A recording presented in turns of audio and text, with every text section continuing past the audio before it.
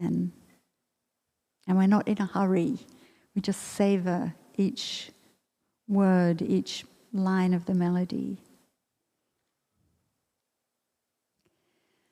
Breathing in, breathing out, breathing in, breathing out. I am blooming as a flower. I am fresh as the dew. I am solid as a mountain. I am firm as the earth. I am free. Breathing in, breathing out, breathing in, breathing out. I am water reflecting what is real, what is true, and I feel there is space deep inside of me. I am free, I am free, I am free. How do you feel? I see reactions like this, and I hope you feel better. Well, some more people are still arriving. Please don't be shy, come up near the front.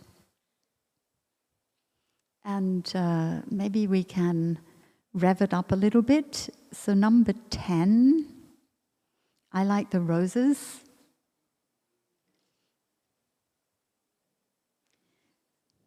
Yeah, so sit so that you can see the screen and the board. So number 10. I like the roses, I like the daffodils, I like the mountains, I like the rolling hills, I like the twinkling stars when the sun goes down. Doobity doobity doobity doobity shoobity doobity shoobity doobity shoobity doo shoobity doobity shoobity doobity shoobity doobity doo. I like the rabbits, I like the squirrels too. I like the bluebirds, I like the roaming moose. I like all animals like me. Shoobity doobity doobity doobity doobity doobity doobity doobity shoobity doo doobity doobity shoobity doobity doobity doobity doo. I like koalas, I like the kangaroos, I like the wombat, I like the cockatoos, I like the way we greet every time we meet. A lotus to you, a lotus to you, and you a lotus to you, a lotus to you, and you and you. Yeah, that's the Australian version. Where is our Australian friend? Oh yes, Erica also knows it now. And anyone else who knows it? Let's do that last verse together. Unfortunately, I'll do the hand movements without the mic.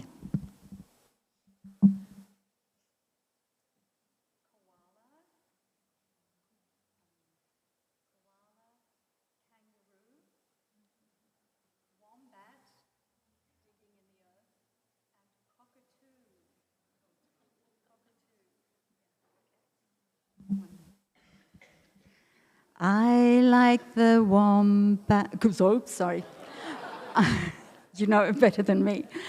I like the koala. I like the kangaroos. I like the wombats.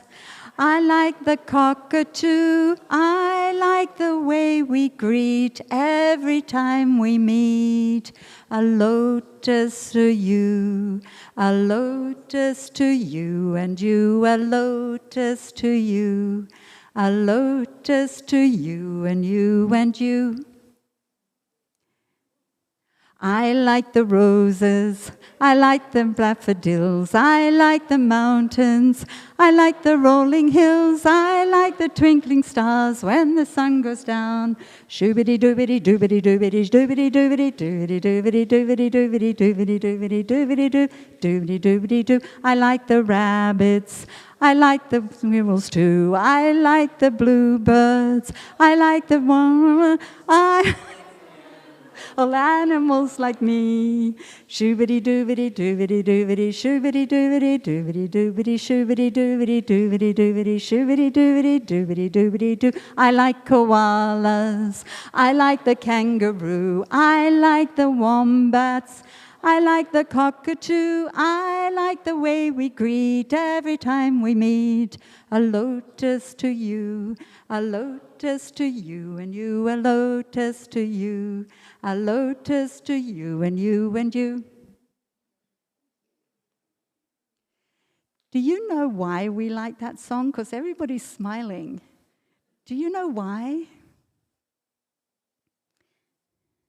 It's because there's a little child still inside of us. And children love that kind of song.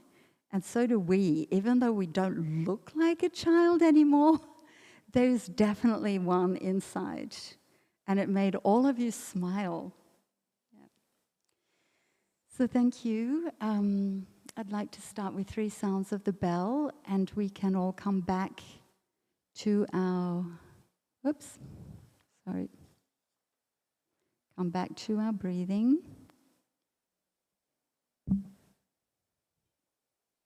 Come back into the body.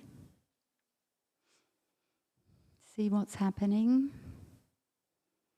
Is your heart beating faster or normal?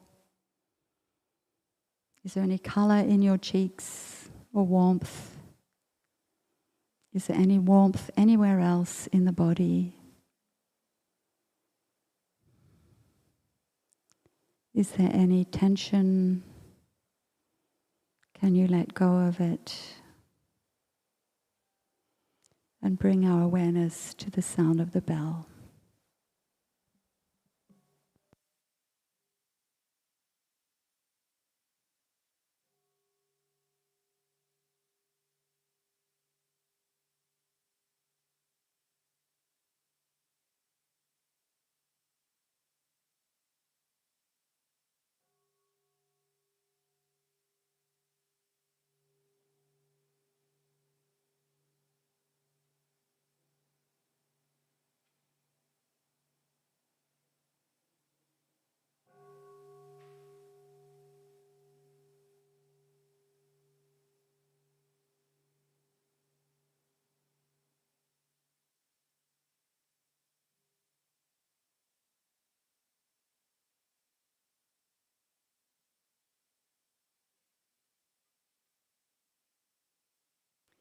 So good evening, everybody.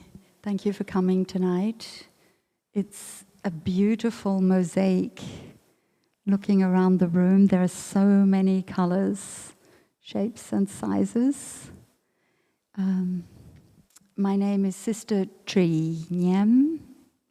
Sister Tree. You can think of a tree outside to remember my name. It is July the 11th. We're on the first full day of our retreat here, the family retreat in Blue Cliff Monastery, July 11th, 2024.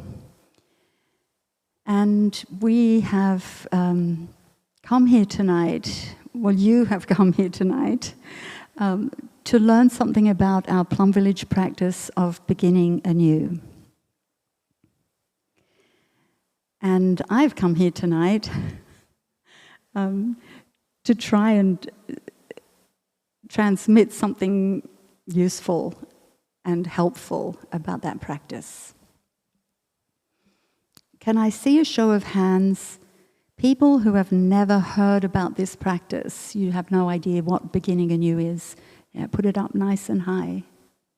Okay, so there's quite a lot of you. Show of hands who's heard of it but you're not quite sure what it is.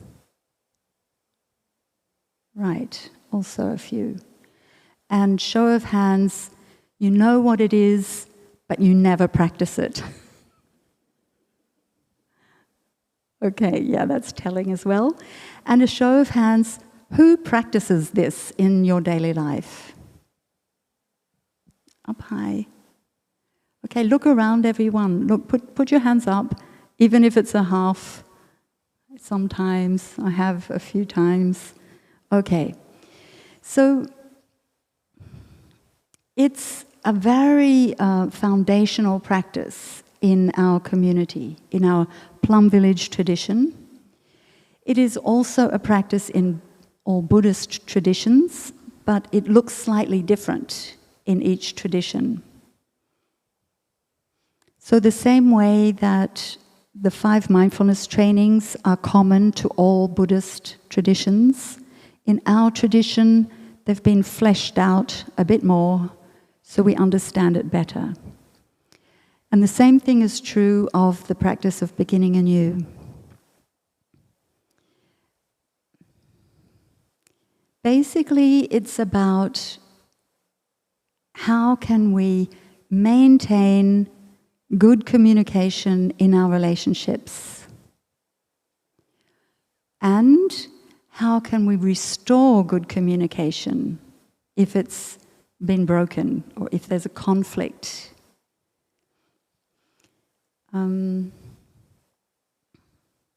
It might sound like, oh great, I really need that, but as you can see, not many people actually practice it.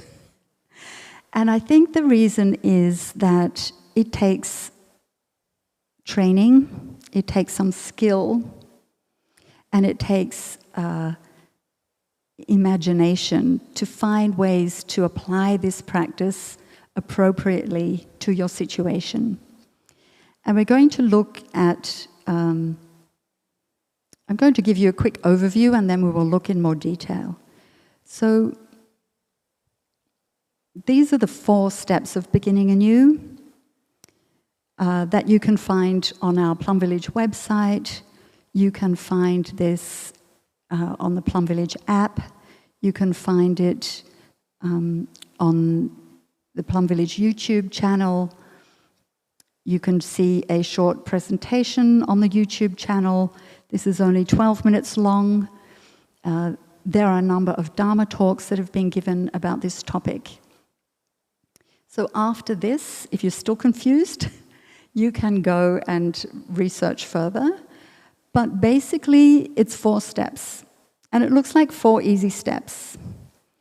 You water somebody else's flowers, is step 1. Step 2, you apologize for what you may have done. Step 3, you express what your difficulty is. And step 4, ask for support. So that sounds so easy, but it is kind of like a minefield. And so please don't go home or go to your work and do this with your boss next week because we need preparation. We need to do a whole lot of homework. So we're going to go and look, take it step by step. The first thing is that there are 2 main kinds of beginning anew. And one is you practice this preventatively to avoid conflicts and misunderstandings arising and to maintain the harmony within your relationship. At the other end of that axis is you can use it remedially.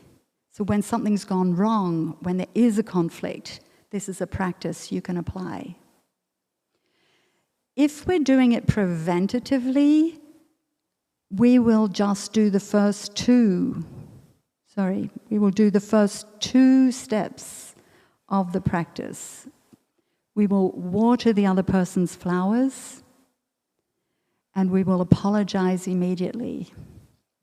So what does it mean to water somebody's flowers?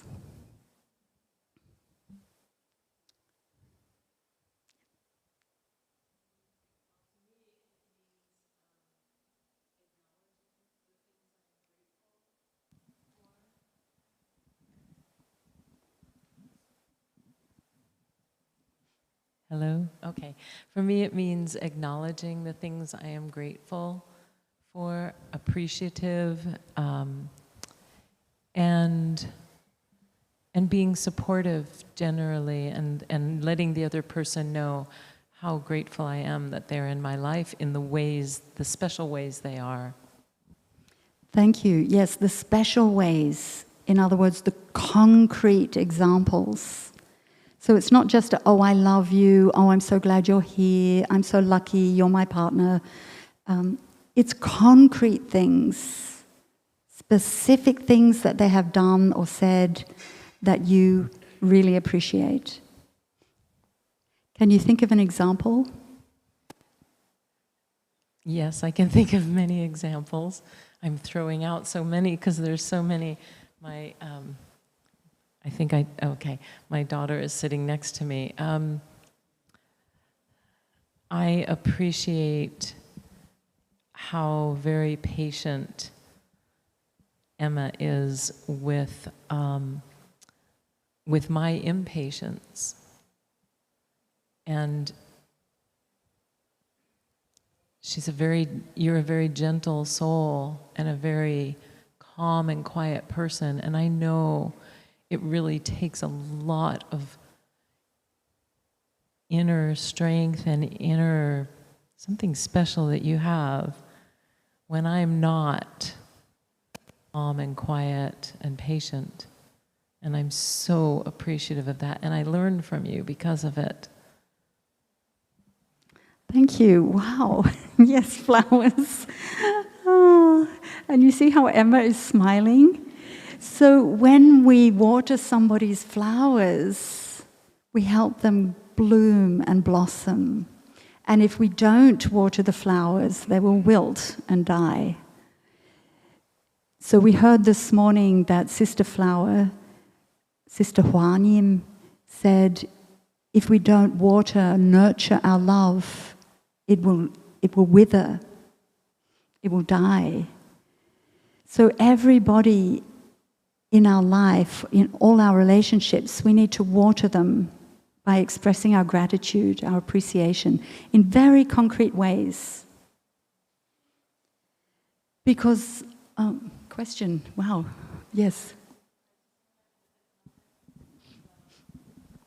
Just want to add the comment that it's not you watering her water alone, it's that you're watering my water and everyone else in the room, because I'm also a mother, and I would love to hear that, conversation between me and my daughter. So I appreciate that. So you're watering everyone else's garden. Thank you. So any parents here tonight, you will have this chance tomorrow. In the children's program, you get to water their flowers, so you can plan for that, do your prep tonight. What are the concrete things you really are grateful for and you really appreciate, and the positive qualities, the strengths that you see in your children, so that tomorrow you won't be at a loss for words, you will know how to say it. Yeah. So all the parents who have children, tomorrow you'll be doing just these first 2 steps. So the first step is to water somebody's flowers, express our appreciation. And the second step is to apologize for any unskillfulness on our behalf, anything we did that we know was not kind or not appropriate, was not loving speech, was not deep listening. yeah, we know what we've done. If we have a feeling we've done something, we can apologize straight away. And we don't expect the other person to respond. We don't say, well, now you've got to say sorry too, right? We just say sorry because we recognize our own unskillfulness. And that can immediately bring space back into a relationship. It can bring relief because the person who feels hurt or who feels they weren't seen or weren't heard, they just want to be seen, they just want to be heard. We all do. So we can offer that to somebody and we let go of our pride. Why don't they apologize? What they did was far worse. We just let go of that. We take responsibility for our own part. And if we're not sure what we've done, but we see that, our parent, our mother, our father, our partner, our child, our friend, we see that they're not looking us in the eye, they're avoiding us, they're not saying much, they're being aloof, then we can preemptively apologize. I'm sorry, I don't know, have I upset you? Have I done anything? We can just ask them. If so, I'm really sorry. Have I been unskillful? Did I say the wrong thing? Am I not seeing something here? I'm so sorry. Just apologize. So that would be what we call preventative beginning anew. And it serves to maintain open communication in our relationships. We can do this either unilaterally or bilaterally. So we don't have to wait for the other person to know anything about beginning anew. They do not need to know what it's called. They don't need to have been to Plum Village retreat. We can practice on our own, and it's already enough. Transformation takes place. So don't wait for the other person to do anything, to recognize anything. We just do our part. And of course, we can do remedial beginning anew, which is when we really have a significant conflict and we feel we need to talk to the other person. And we'll look at that a bit later. And then, of course, it will be bilateral. We will ask them to go for a walk. Would you like to come for a walk with me? Or would you like to have tea with me? I would like to spend some time with you. When would you be free? So what we don't say is, I want to do beginning anew with you. Which kind of sounds like, we have a problem and you're going to have to answer for it. Yeah. So as I say, it takes some skill.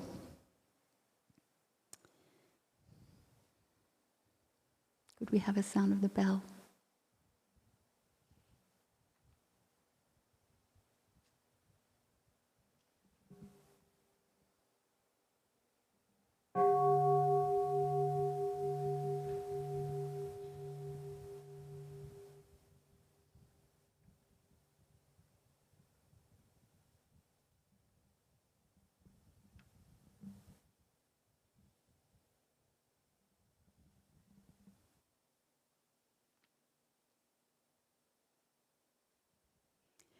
So I discovered this practice, I was introduced to this practice 20 years ago, 2004, when I first went to Plum Village. At that time, amongst other sources of suffering, at that time I had what you can say was a terrible relationship with my mother. I know I'm not alone in this, but it was very very difficult relationship. We couldn't really speak to each other without hurting each other. And it had been a source of suffering for me since I was a teenager. So from the age of 13 onwards, until almost the age of 50, I had a very, very poor relationship with my mother, and she with me, obviously. From her point of view, she had a terrible relationship with her really impossible daughter. And I discovered this practice and started to apply it unilaterally. I started to water my mother's flowers. I started to express my gratitude. And it all began with a sister who invited our Dharma sharing group to make a list, and I'm going to put it on the board.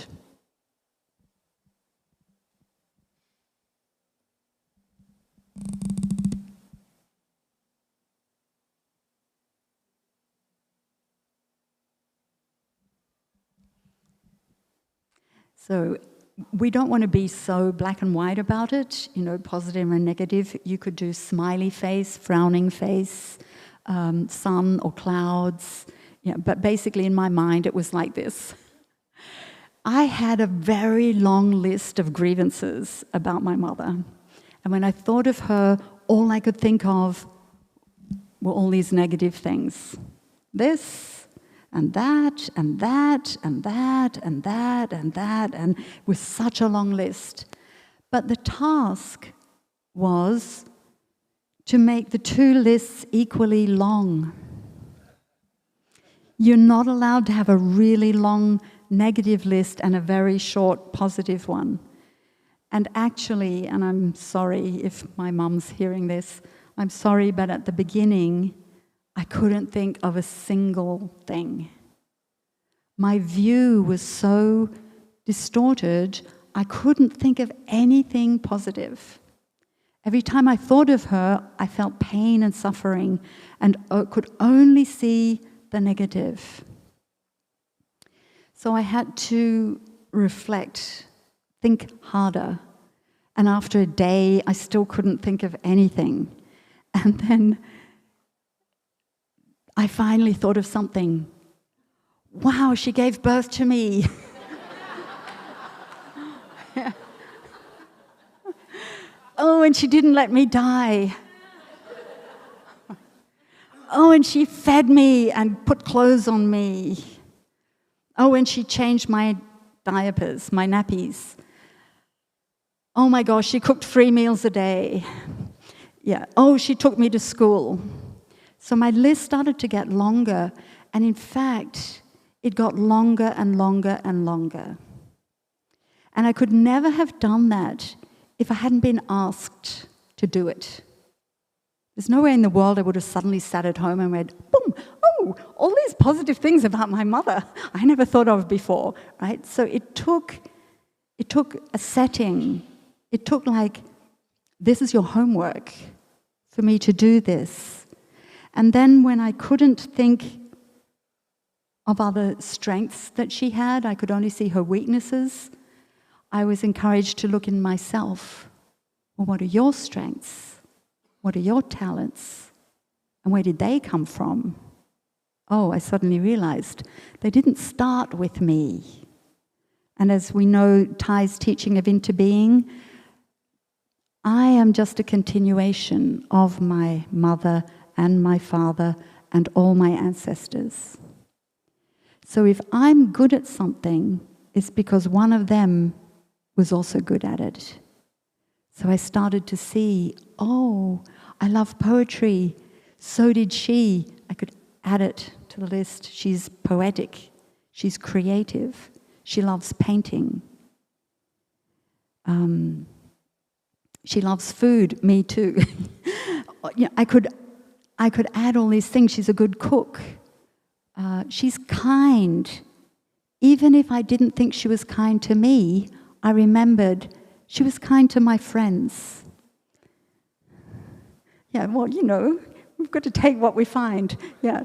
So she was kind to my friends. I couldn't feel the kindness towards me. It doesn't mean she wasn't, but I couldn't feel it.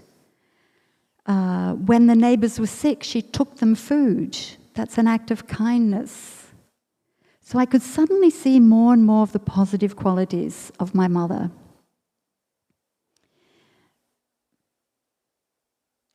And I started to express them. I was encouraged to write one postcard a week. Well, I didn't quite manage that, but I did a few letters a year. And I started to thank her for things like, thank you for giving birth to me. I know that can't have been easy. Thank you for keeping me alive and providing me with food and looking after me when I was sick. Thank you for always making sure there was a roof over my head. And I just thanked her and sent it off. And the next time, more gratitudes. And then I would honor her strengths that I saw in her. I suddenly realized my love for poetry comes from you. I suddenly realized my love for art comes from you. You are so creative. So I shared these things with her 3 or 4 times a year. And you know what? After 2 years, and at my age, at maybe some of your age, 2 years is like nothing. After 2 years, our relationship went from being on the extreme end of super terrible to super warm and genuinely loving. And I feel it was a miracle. It's one of those miracles of mindfulness. So I lived in Switzerland at the time and she was in Australia. And if the phone ever rang at 9 o'clock at night, I knew it'd be her. And in the beginning, I never wanted to answer it because I would cry all night. I would be so upset. I'd be really distressed. And then after 2 years, and that's how I know it was 2 years, I put down the phone one night and I went, oh my gosh, I feel okay. Wow, that was okay. We didn't argue. That was, oh my God, I'm not crying. It was incredible. So it only took 2 years of unilateral flower watering and apologizing. So I didn't tell you that, but I did apologize for my behavior as a teenager, and I know it can't have been easy to live with me, and I'm sorry, I was so difficult. So apologizing and watering her flowers, and the whole relationship transformed.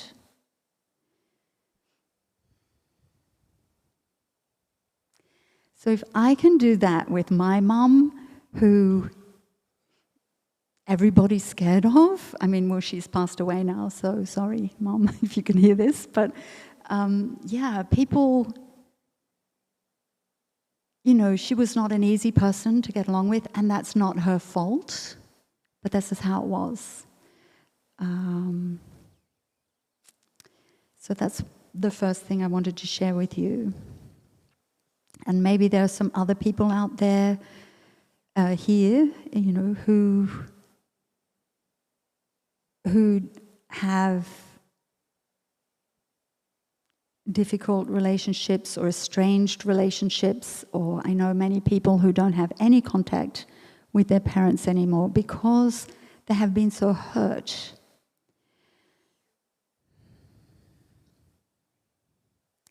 And I understand that. I mean, I've been there. I understand it. But I know now that there's a way out.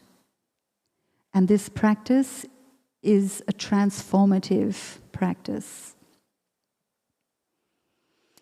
which we don't need the other person to participate in, for it to work. So what I'd like to say is that the most important thing in restoring our relationships is the relationship with ourselves.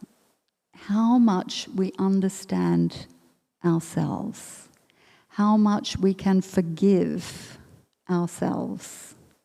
And by forgive, I mean understand and therefore accept. I don't mean a huge act of incredible faith. It's not I forgive you coming from a different place. It's when we understand, there's nothing left to forgive. When we understand our parents, when we understand our partner, when we understand our kids, when we understand ourselves, there's nothing left to forgive because there is just understanding. So our job is to see that when difficulties arise, a lot of it is to do with who we are and what's inside us, and how we're taking care of that. So Thai once said, pain is inevitable, but suffering is optional. Pain is inevitable. We can't escape pain. We can't escape illness. We can't escape death. But suffering is optional. And suffering is about the way we're looking at things. So when we get to the point of being able to see, oh, it's about me, it's not about you. It's not about him. It's not about her. It's not about my parents. It's about me, what's inside. I don't know, do we have any Swifties in the room? Yay, thank you for being brave enough to put your hand up. Okay, so there's this song, I think it's The Anti-Hero, and Taylor Swift sings, I think this is right, couldn't check it, because today is an internet-free day. Hey, it's me, I'm the problem, it's me. Is that right? Is that how it goes? I'm the problem, it's me. I don't know what the rest of the song's about, but that part really stood out to me. Hey, it's me, I'm the problem, it's me. And for some weird reason, we don't get that normally. It's like, you're the problem, that person's the problem, my roommate's the problem, my boss is the problem, my partner's the problem, my kid's the problem, my mum's the problem, my dad's the problem. Everyone else is a problem. Until we recognize we are actually the problem. If we had all been brought up with optimal love and care and attachment and attention, we were all really well balanced, you could say or do whatever you want, it would not hurt me. Right? Particularly those close to me. If I was so well balanced, well-rounded, grounded, it would all run off me like water off a duck's back, because I would know this is not about me, this is about you if you have a problem. What you're saying doesn't hurt me. And then I can be there to see, well, what is the problem for this person? Can I help? Instead of that, I get wounded. If somebody's angry with me, they say angry words, angry energy, boom, I'm wounded. And the reason why I'm wounded is because the wounds were already there. The wounds were there before. And that's what got triggered. So if we have a strong reaction to something people are saying, it's from the past. So this quote, if it's hysterical, it's historical. I learnt that from Johnny Bauer, who's a psychotherapist in England, and he got it from somewhere else. He couldn't remember where, so I'm just trying to give the source, but it's not entirely accurate. If it's hysterical, it's historical. And that means if there's a strong reaction, it's not about now. It's about what's inside us, the wounds we received when we were little, when we were either in the womb or an infant or a small child. That left its mark, and that's why we're reacting. And of course, there are later wounds, but these are the strongest, deepest ones. So when somebody is saying something that makes us super upset, and we cannot look them in the eye anymore, and we don't want to talk to them, and we can't bear to be in the same room with them, it's not about them. It's about us. Hey, it's me. And I need to go and take care of that. I need to take care of those wounds. And we can recognize. So one of the gifts, one of the bonuses of living in community is that people are going to push our buttons all the time. Yeah, it comes free. You don't even have to pay for it. Your roommates, your teammates, your organizing teammates, anybody, everybody is likely to push your buttons. The same as when you live at home in a family. When you live so closely, we push each other's buttons. So for me, I have come to recognize when my buttons are being pushed. And when they're being pushed, my face gets red, my heart starts pounding, my throat gets tight, my heart gets tight, my stomach gets tight, my jaw gets tight, my eyes start to pop out. They're kind of like, they're almost like in a cartoon on springs. They're kind of like outside my body. All of these are classic signs of nervous system dysregulation. Something very difficult from the past is being touched on, and my body is reacting as if I am in danger of dying. This is a fight, flight, or freeze response. And it's very unpleasant. And my initial reaction is to fight back, say something, defend myself, which of course only makes it worse, right? Then it escalates. So the only thing that is wise to do in that moment that our teacher recommends is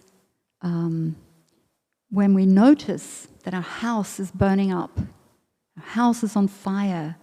It might be anger, it might be fear, terror. We might even dissociate. We may be so scared of what's happening.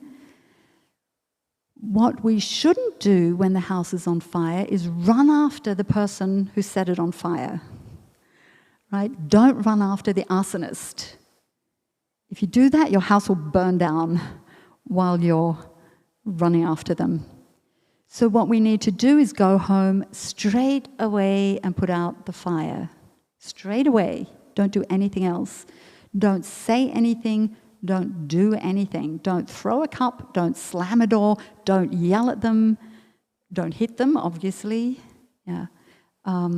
What we do is we stop. We break the contact. We stop looking at the person. We stop listening to them because we're not in a state to take in what they're saying. Now, I don't know if any of you can relate to this. Maybe you've all had fewer traumas and, a really wonderful childhood. Maybe it's all just like, very easy.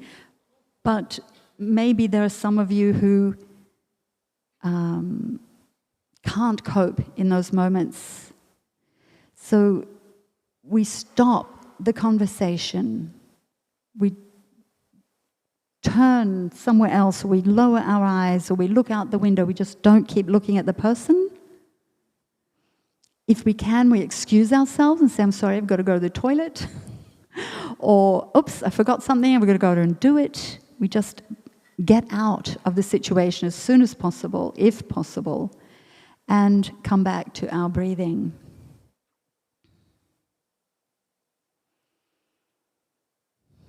So let's do that right now. You can put your hand on your abdomen.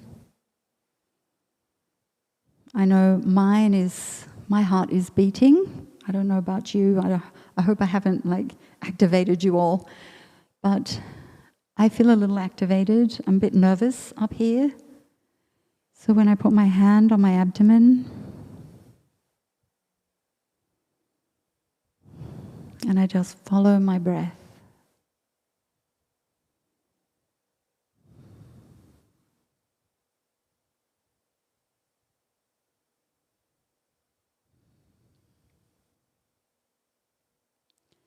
And I do that until I calm right down.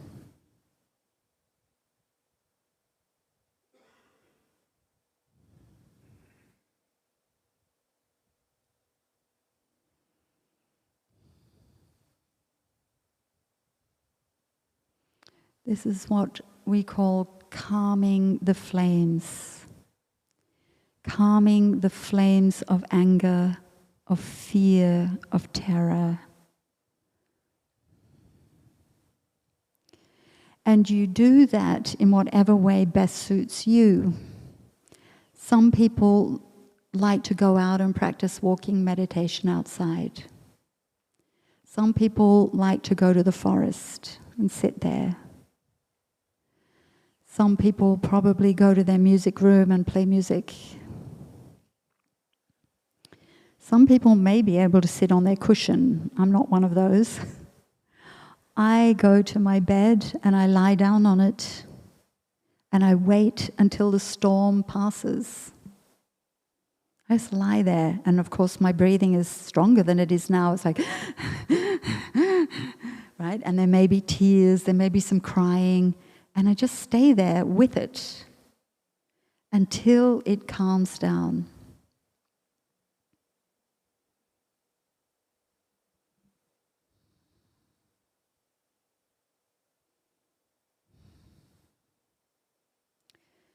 Does that make sense to you? Have you ever done that? Some people nodding, yeah. Give yourselves permission to do it. Because we cannot see clearly when we're in that kind of state. Being angry, being upset, feeling indignant. It's so unjust. They've got me all wrong. This is not right. Whatever's going on in our mind, we have to let it calm down. And the mind calms down when the body is calm. It's that simple. Body and mind are one. So we calm the body and the mind calms down. And when we are calm, then we can look more deeply into what just happened. We look more deeply into ourselves. We look more deeply into the other person.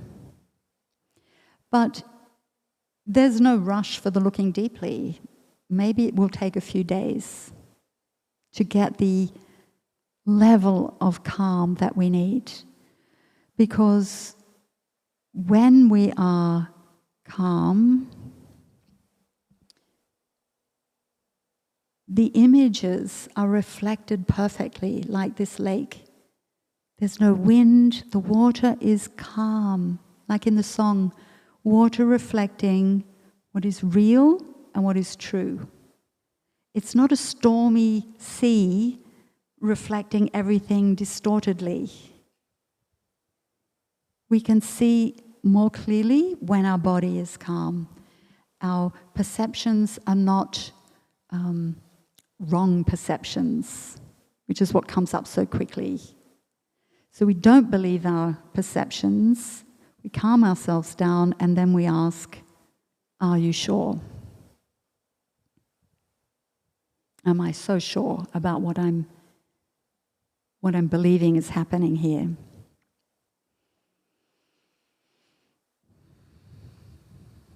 I just realized everything's looking a strange color. It's because of my blue light blocking filter. Sorry.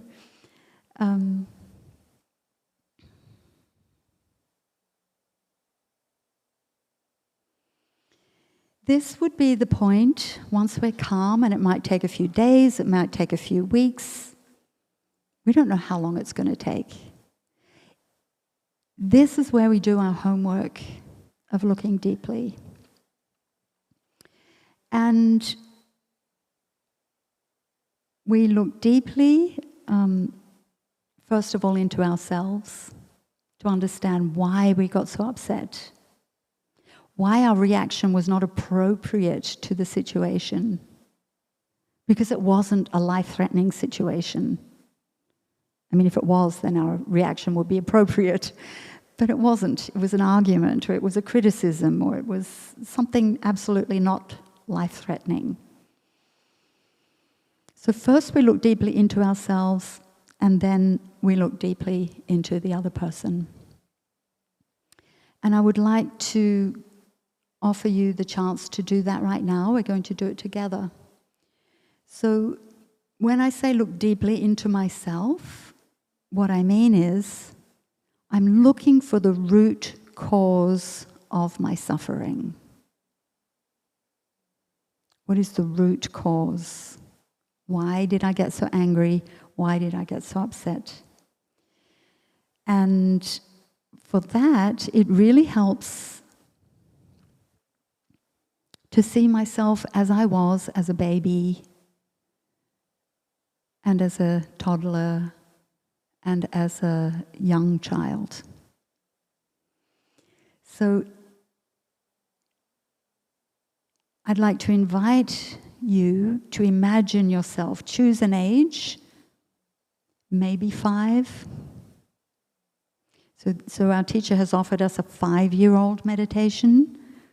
But if at the age of 5 that was extremely traumatic for you, then maybe don't choose that age. Choose another age you can cope with tonight. Don't choose the most traumatic thing that happened to you for this exercise. Choose something you can deal with. So just a few moments to bring to mind an image of yourself as a baby or a toddler, or about the age of 5. It could be 6, it could be 7, it could be 8, or it could be 3 or 4. You choose. And then we will do a guided meditation together. If during the meditation you get overwhelmed with emotion, then open your eyes and come back to your breath. I mean, I hope that doesn't happen, but if it happens, come back and follow your breath. And if you need to cry, no problem. You don't need to rush outside and hide yourself. We can handle it, right? So this is just to help us get in touch with ourselves as a young little being. So find a comfortable position. And we will start with 3 sounds of the bell.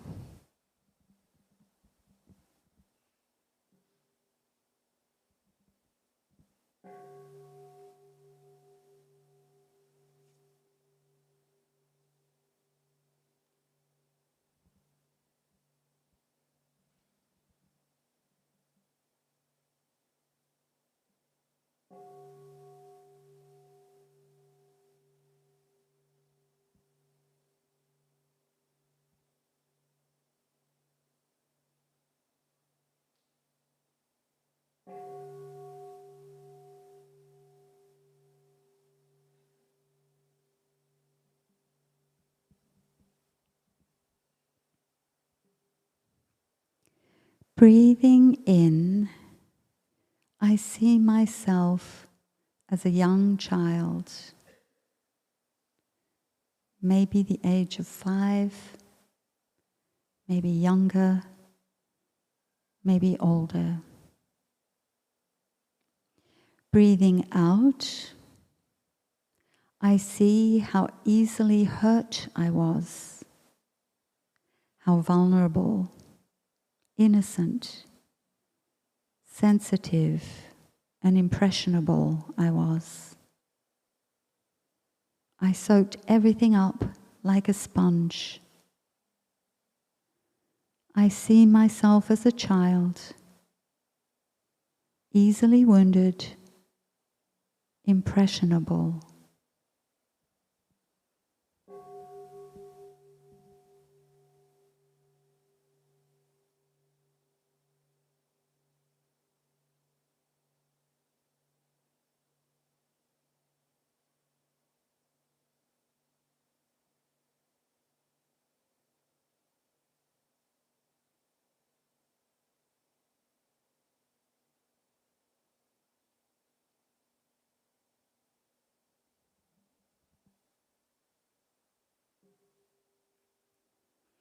Breathing in, I see how happy I could be as a young child. Fun-loving, full of energy, full of life. Breathing out, I smile to the joyful and playful child in me, full of life, playful.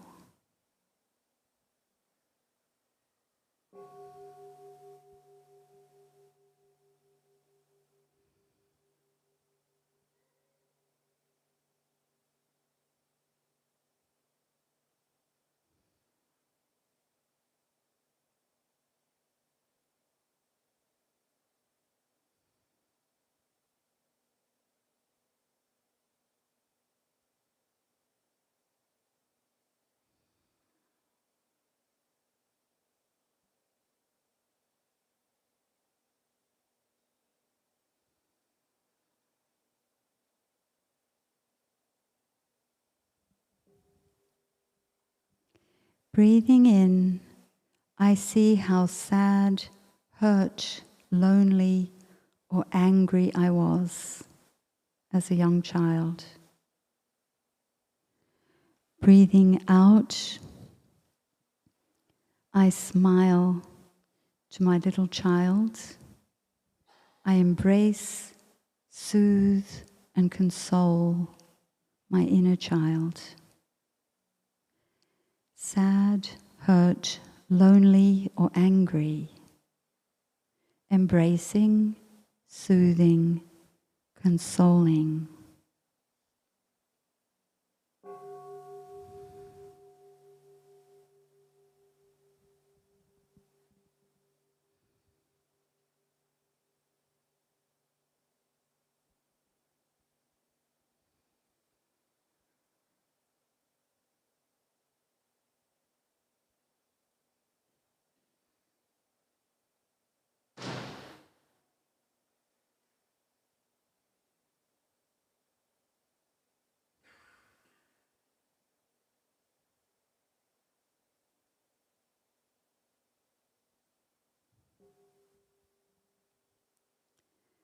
Breathing in, I'm aware that my inner child is still very much alive within me. Breathing out, I know my inner child needs to be seen and heard, not abandoned, not ignored. My inner child still alive within me. I see and hear my inner child.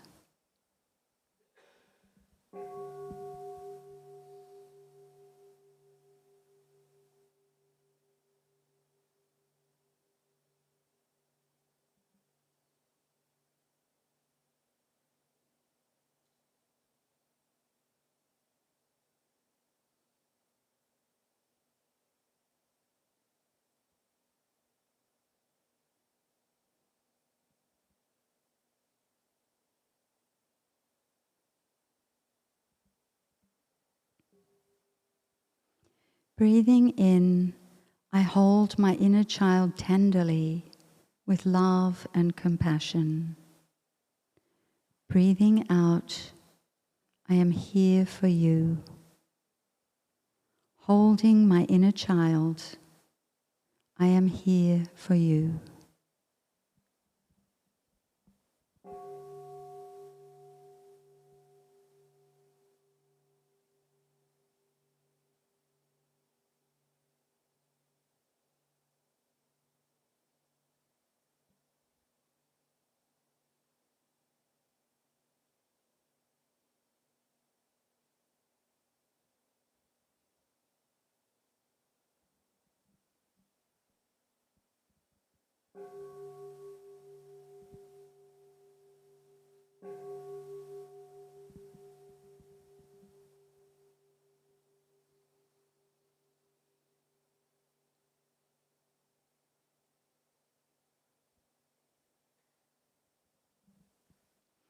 Thank you. You can open your eyes. I see some people with their hands on their hearts. I'd like to share a really nice, comforting hug that Peter Levine teaches. So take your right hand, put it under your left armpit. Feel how warm it is, and then take your left arm to your other arm and hug yourself.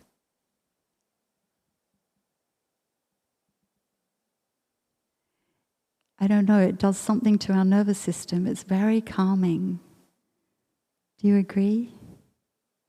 We just give ourselves a little hug.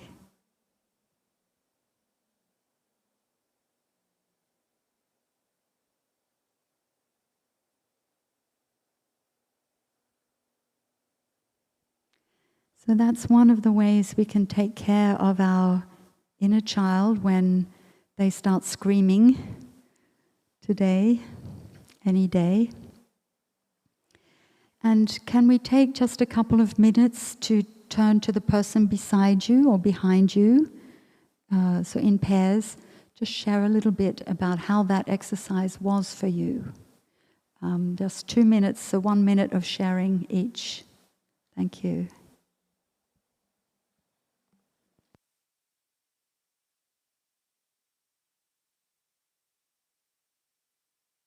You can make a group of 3 if it doesn't work out.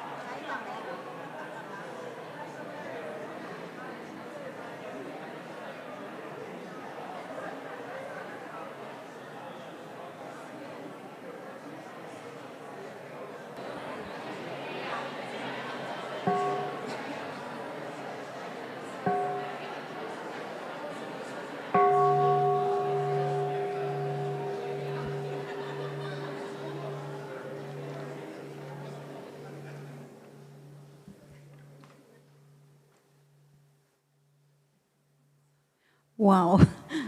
I haven't heard a lot of noise like that in a long time. So it seems like you had a lot to say. Would anyone like to share with the whole group?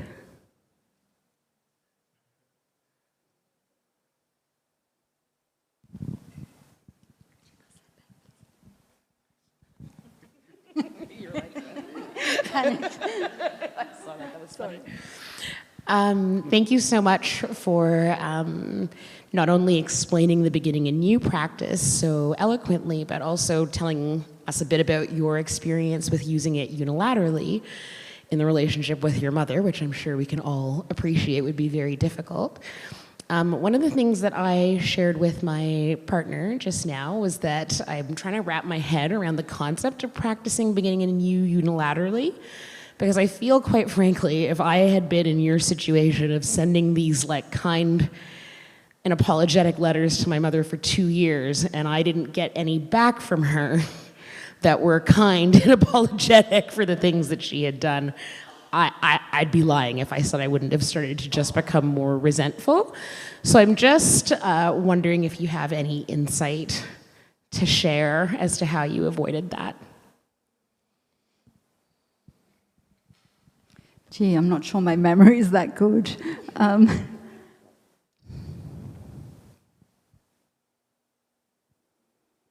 Let me think about it, and I'll come back to you. Yeah, thank you. How about anyone else would like to share on how that was trying to get in touch with your inner child? Okay, can we pass the mic back that way? Yep, to the man with the hat on.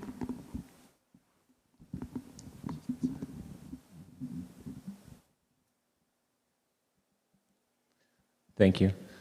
So I've done this work before, so it was really easy. But I went back to, I first went back to age 4, which was like a really good memory, but then it easily slipped into age 5, where I have this memory of having a lot of fun playing with mud.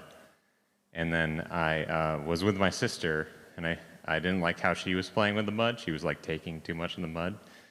So I pushed her, and then I was hit by my mom. And so it's something I've done a lot of work on, and what I was able to do in the guided meditation was to take that little boy like into my arms and just protect him and shield him and give him love, which he really needed in that moment because he was 5.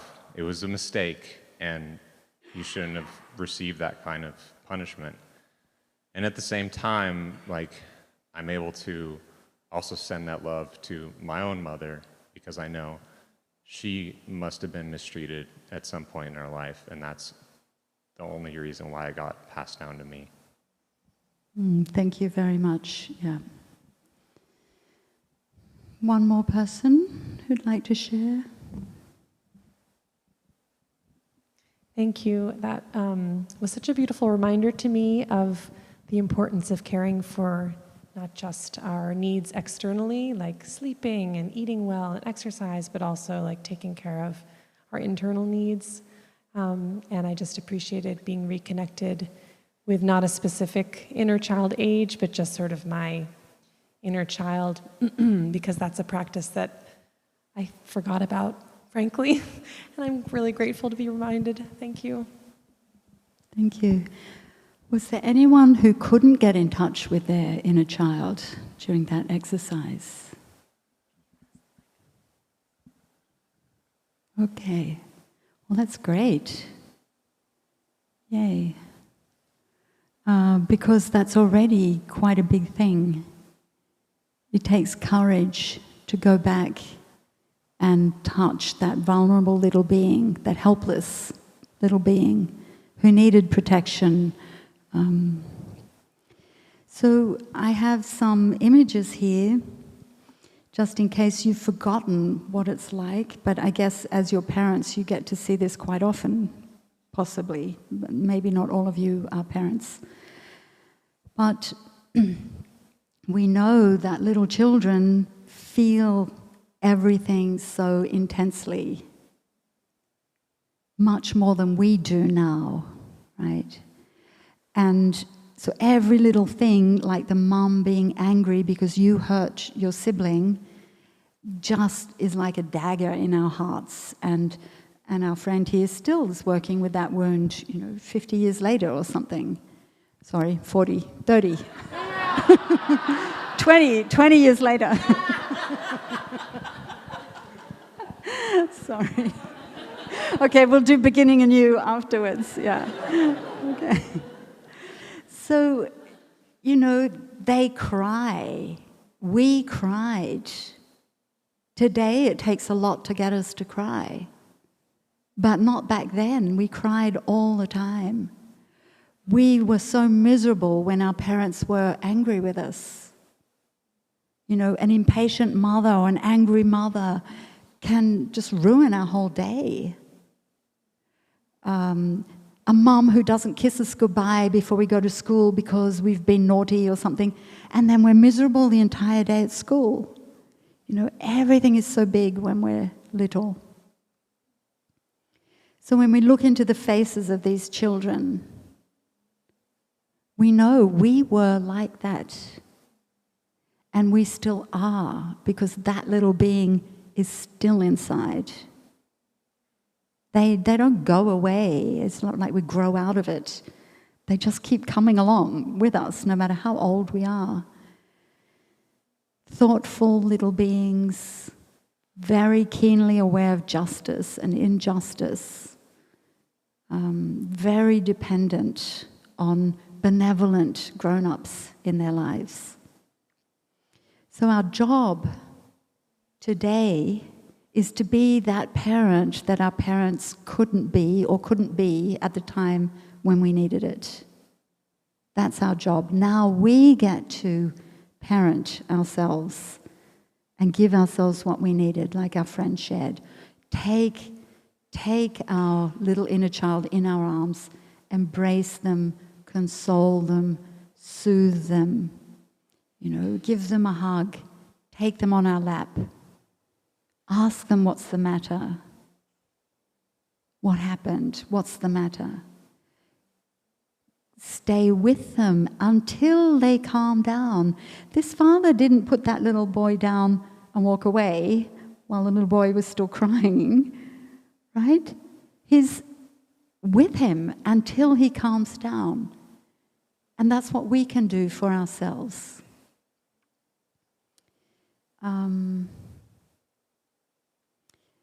So listening to the inner child is essential if we are to heal our wounds and if we are to repair our relationships.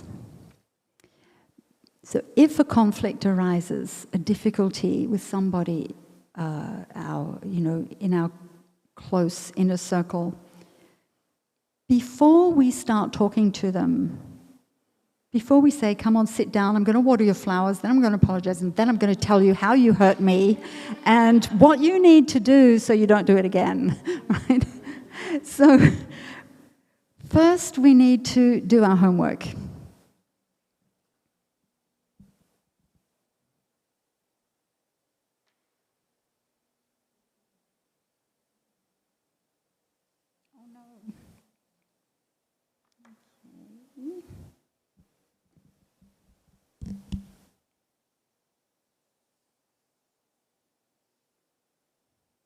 Can you see that?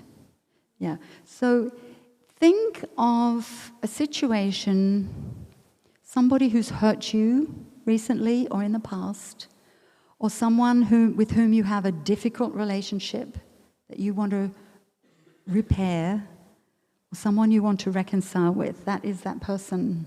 This circle is that person. Can you all think of someone? It's just a circle, empty circle.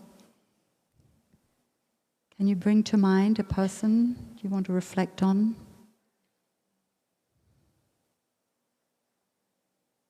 It might be a parent, a friend, a partner, someone at work, someone from your past, ex-partner, I don't know. If that is that person, what is this? That's a little dot in that circle. So if that is the person, what is this? A seed, the embryo for the next one. No, but it's a nice guess. This is what we know about them. Right? What we know about somebody is so small. Basically, we know nothing about each other, even our own parents, even our partner of 50 years. I'm not looking at you. So reflect on that. We think we know them. Oh my God, we've lived together 40 years, 50 years. I really know, oh, they're so annoying. They always do this, they always do that. They never do this, they never do that. We think we know them, but we don't. So if this is now that person, or even ourselves, we all had two parents, right? Even if you've been adopted, you still had two parents. We know that we receive everything through our two parents, and then we get things added in from our society, our schooling, our friends, what happens to us in this lifetime. Then we have parents also had two parents. So those would be our grandparents or that person's grandparents. And they also had two parents each, whether they're alive or dead. And it's been shown that trauma, so neuroscientists have proven that trauma can be passed down at least 7 generations. And in terms of Buddhism, we know we are our parents. We inter-are with our parents. We come through them, and we come through our grandparents and through our great-grandparents. And this goes back, let's say, a few more generations. Each one has 2 sets of parents.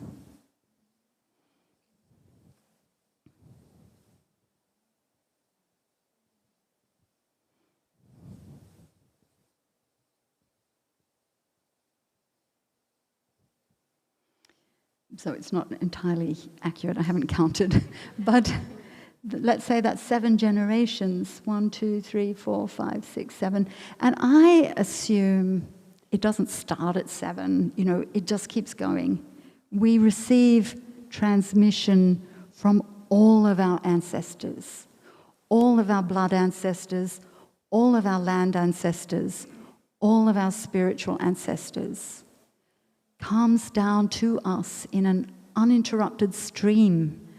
So whatever trauma was experienced by any of these people, and it goes back to about 150 people over, to the late 1780s or something, like what happened in the 18th century is still in us today. So any trauma, any death, traumatic death.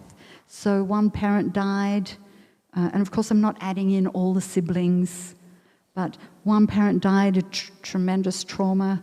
Here they lost a spouse and a parent, another trauma. Then there was war, displacement,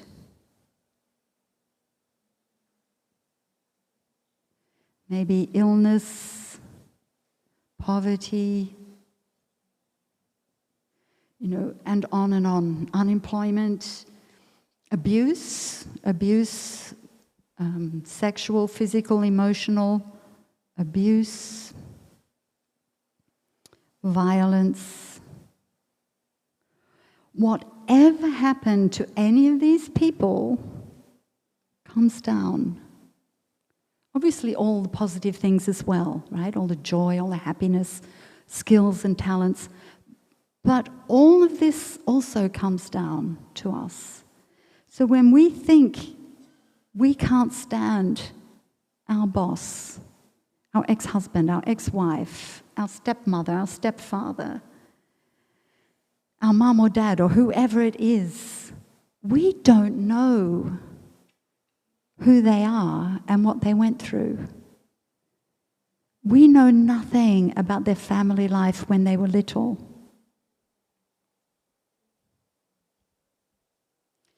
So that person that you're having a difficulty with, we know basically nothing about. And it's our job, when we're doing our homework, to look deeply into them, into their situation.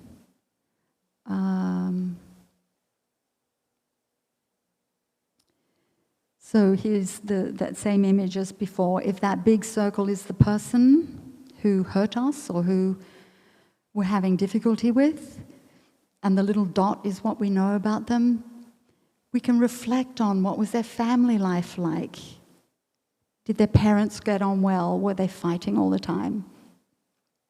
Were they violent? Were they abusive? Were they poverty-stricken? Did one of them die? What was their childhood like? Happy or unhappy?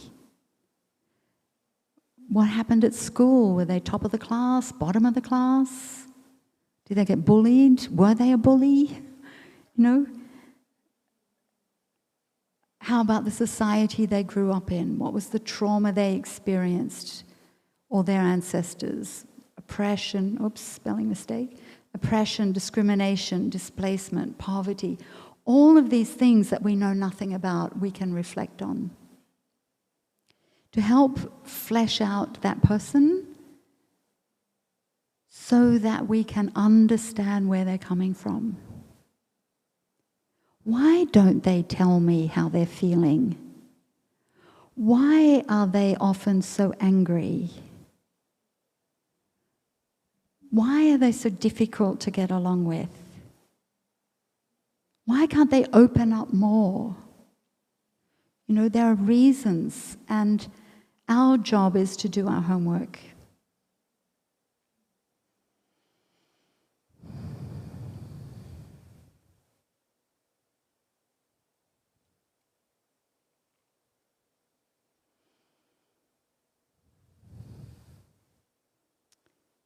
So just to summarize tonight what we've looked at, 4 steps to reconciliation.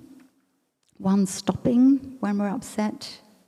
2, calming down the body. When the body is calm, the mind is calm, and then we can see more clearly into our own reactions and into the other person. Then we can look more deeply, and we can practice unilateral beginning anew, and bilateral if needed. So in my daily life in the monastery, I don't need to talk to somebody every time there's a problem. Boof, something will happen and boom, ow, I got hurt. But I don't need to sit down with them. I need to take care of my hurt. Sometimes I notice I do need to speak to that person. And then we can go further in the step of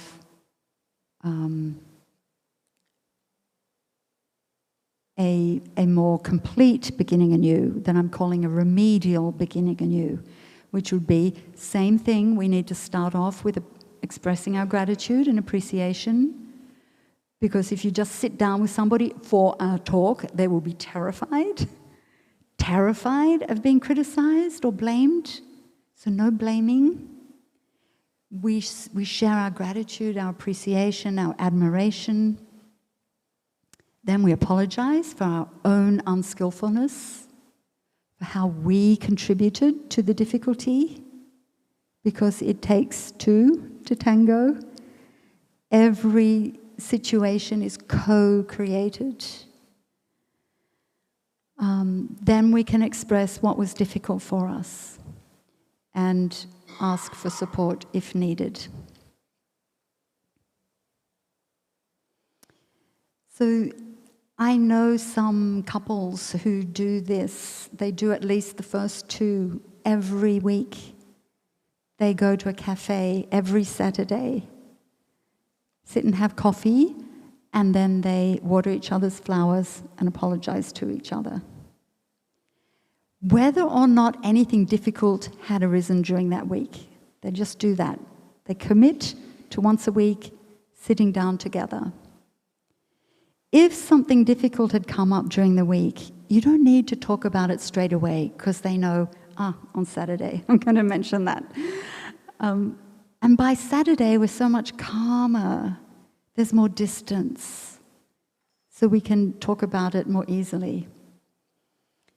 For children, we also do the first 2 regularly. Not like I did with my mother, birthday, Christmas, and twice in between, but regularly. Verbalizing the wonderful qualities we see in them, the things we're grateful that they do, formulating for them what their talents are because they don't know it, right? Yeah, I think that's really all I've got to say. And then there was that question about resentment. I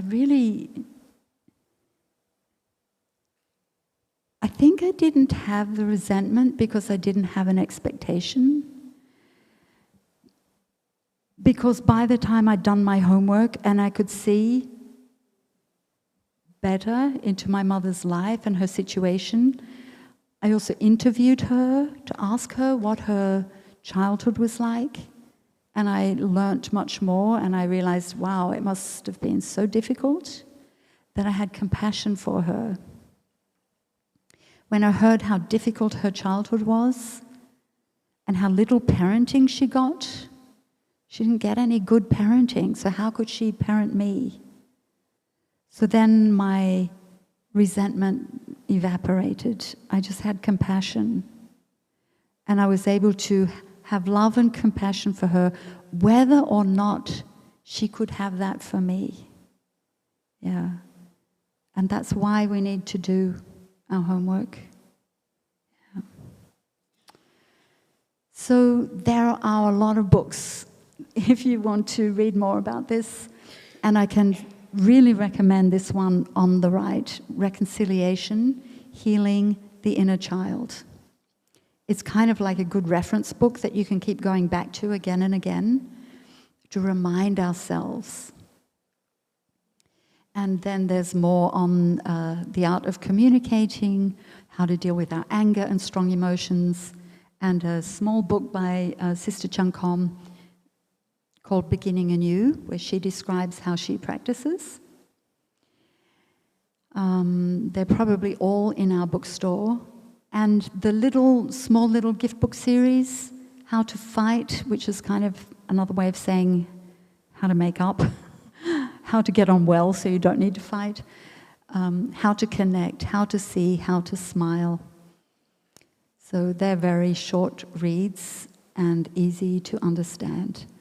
And then, of course, our Plum Village app and so on. So I think, I don't know which image we should end with. Maybe none. Maybe just turn it off.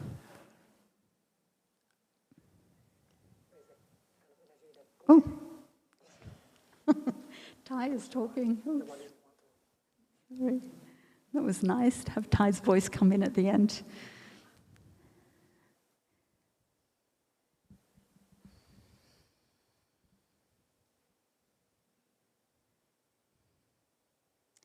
We could go on and on.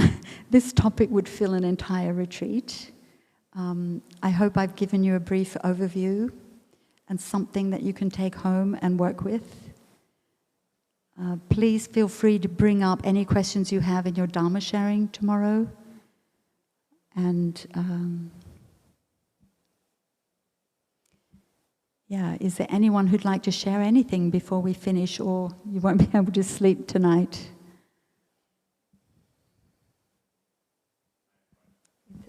The mic's there.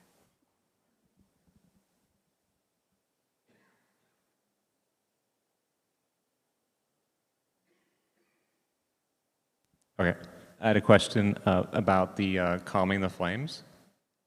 Is it okay to consult a friend, or is it something that we should learn to do, like self-soothe?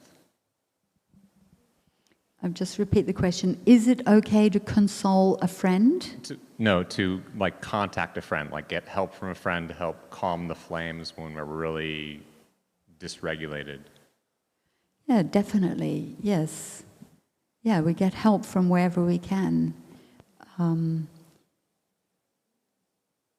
Friends, therapists, counselors, monastics, wherever you can get help, a mentor.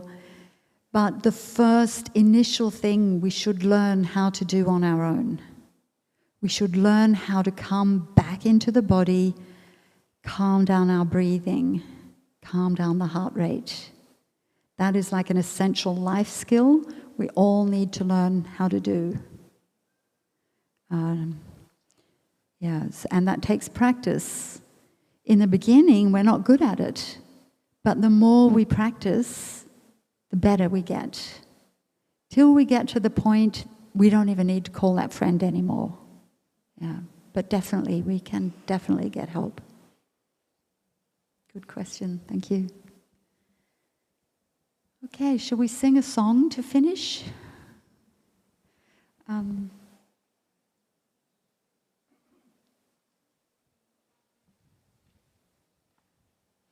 How about number 11? There is true joy right here.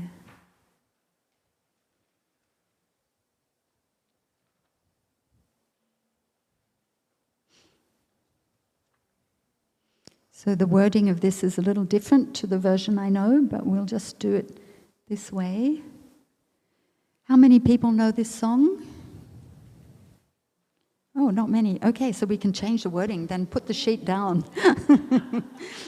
Put the sheet down. We'll start with love.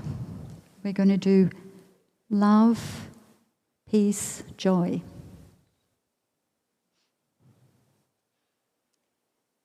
And I'll teach it to you. There is true love right here. There is true love right here. There is true love right here. True love right here. And we are so glad that we have found it. So glad that we have found it. There is true love right here. There is true love right here. Okay, so let's do joy next, all together, and then peace. There is true joy right here. Feel it. There is true joy right here. And we are so glad that we have found it.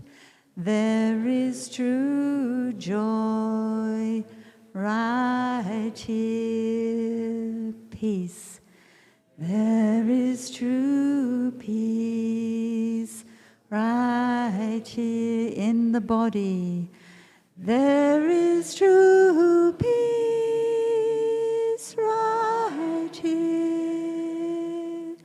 And we are so glad that we have found it. There is true peace right here.